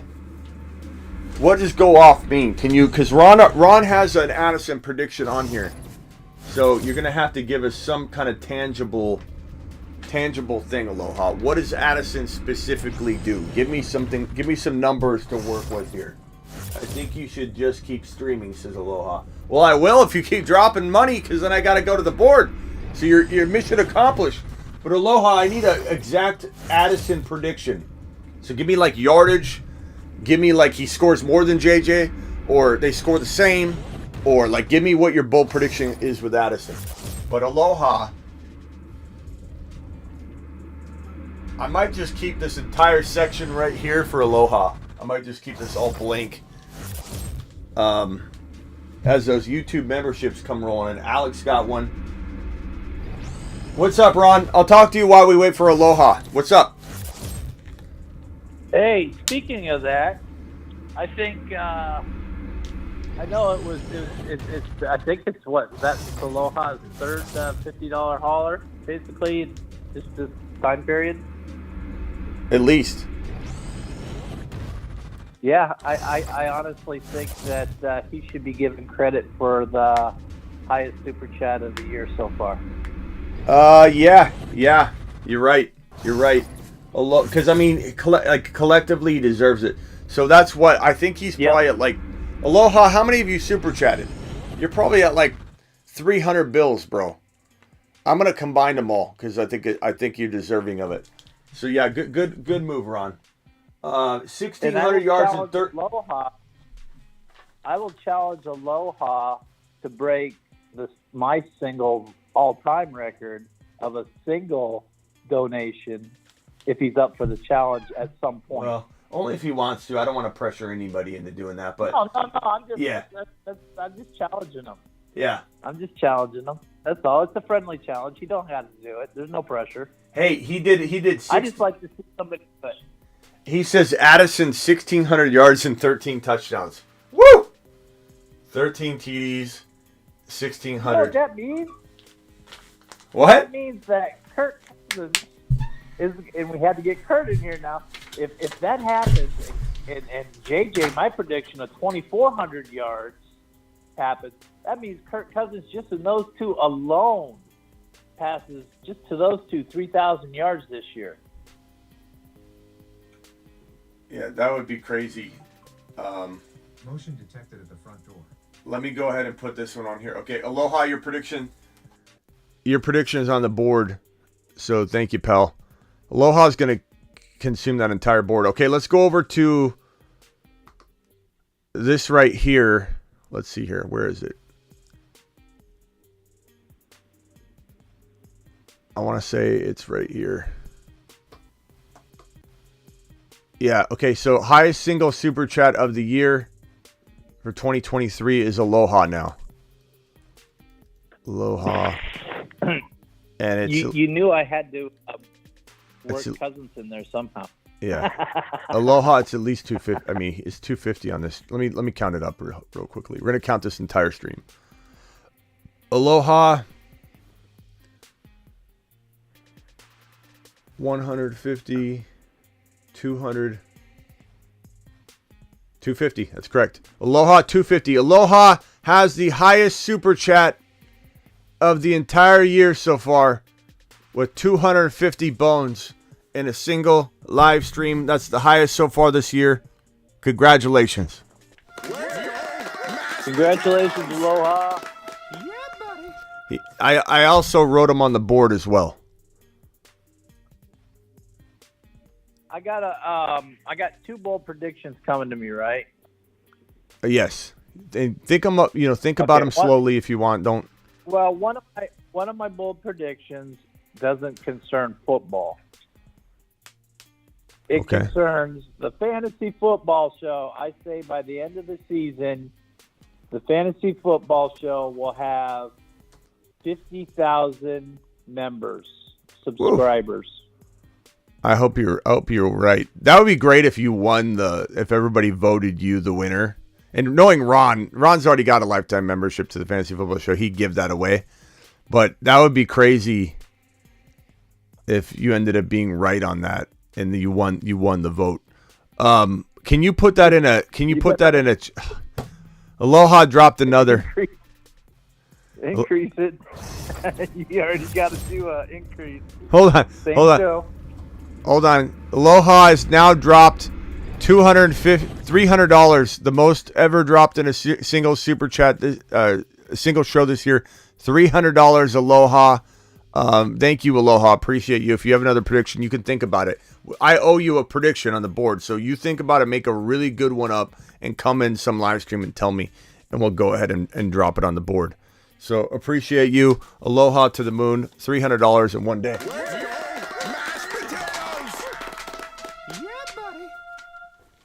Now I can get the money machine fixed. What were we talking about? Oh, Ron. So let me put yours on the board here. So Ron Navy saying 50,000 subscribers. 511 Ron 50K subs. There we go. All right, Ron's predictions on the board. I guess they can be anything. They don't have to be football predictions. Aloha to the moon. Everybody give Aloha one more round of applause. Everybody give Ron Navy one more round of applause. Everybody give everybody else a round of applause and moonshot to everybody that super chatted today. I sent my prediction. T-Law breaks all-time throwing yards record. Wow, Aloha's dropping straight fire tonight. These are all crazy bold predictions too. Okay. So,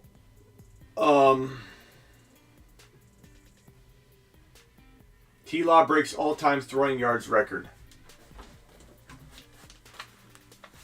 I knew I should have left this up here for a reason. The space for Aloha. 5'11". I think you need to pick up that money and throw it a couple more times, considering the super chat record. T-Law breaks the. Don't worry, I got another stack here. We'll do this. Love to keep that floor covered with money. Single season. So, T-Law passing yard record. Single season.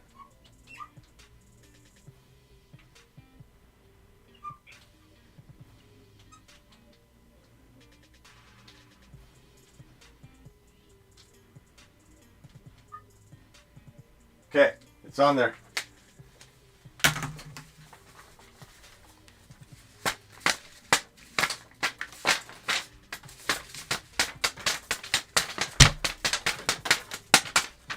Okay, we're all moneyed out. Appreciate you all. Ron Navy, I'll see you at 7 p.m. Unless anybody else has anything else they want to drop. I'll come back. The credits will go up. I'll come back, but I'm going to exit now. And if nobody reels me back in, we'll see you all. I'll see you all at 7 p.m. Thanks, Ron. All right, no problem. Later. Have a good one. Yeah, I like that T-Law one. I think that's going to be the most popular one that Aloha's dropped because a lot of people love T-Law up in this building. So, see you all at 7 p.m. Thank you all for the super chats. Aloha to the moon. Ron to the moon. To the moon. All of you to the moon. All you super chatters. Even the people just thumbing up the video. Thumb up the video. That's, I mean, honestly, you guys all contribute that way. $1.99 a month super, $1.99 a month YouTube exclusive membership is, if that's all anybody can do, even if you could just thumb up the video, even if you could just tell people about the video, all that stuff helps. So I appreciate every single one of you. Here is the pinned link for the YouTube exclusive memberships. It's $1.99. Thank you for gifting those memberships as well. Everybody that, let's see here, the 2 gifted memberships came from Paul. Paul gifted 5, and then Paul gifted 10. So Paul, thank you for doing that. Appreciate that, Paul. That does help spread community, so it's amazing. Aloha. We'll see you later, pal. On the door, all over the board. Aloha's got to get ready to work to earn that super chat money that he just dropped, so I appreciate you. What kind of work do you do besides being Batman? Like, what's your day job besides your night job being Batman? We are curious. See you all later. Appreciate you. Fields breaks a QB single yard season record, says Big Kermit. Happy 3-month anniversary being a YouTube exclusive member, Big Kermit. And I like that. I like that prediction. That's a good one. All right, I'll see you all later.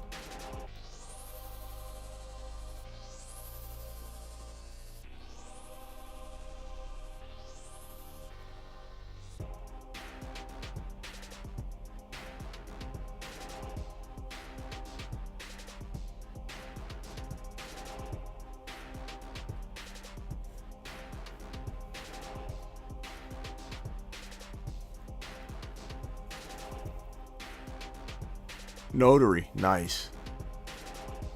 It's a nice, nice low-key Batman at night, Notary during the day. No one would see it coming. Batman to the moon. The Batman's a great movie, by the way.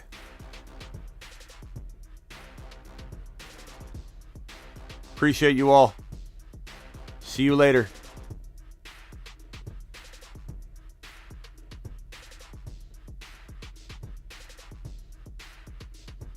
Good luck in college. My biggest advice to Aloha is to choose a degree where nobody else can get your job without that degree.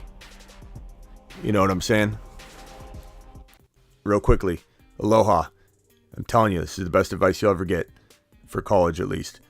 Get a degree where no one else can get your job without your degree. It's the best job security. You'll never struggle for a job. Your jobs will always be in high demand. Example, engineering. You cannot be an engineer without an engineering degree.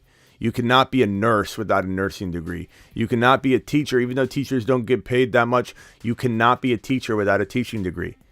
All those things are, and I'm not saying teaching is the best one, but like engineering, something like that. Or if you get something in like analytics where no one can get a job doing analytic work if they don't have the analytics background. Don't just pick general business. Everybody comes out of college with this piece of paper that doesn't really send them anywhere. My first degree was in psychology. It got me nothing. I needed a master's degree in psychology to even use my degree. And I loved it. It gave me a lot of insight, and thank God I don't need to use my degrees. But if I had to, forensic science would be great. I got my master's in digital audience strategy, Walter Cronkite School of Journalism, and I that's in my field now, and I don't use either of my degrees really. I mean, I do. I use the knowledge to build a brand and all that, but like make sure you choose a degree. in forensic science would be exactly that. So you're already on your way. Good job. See you all at 7 p.m. Peace out.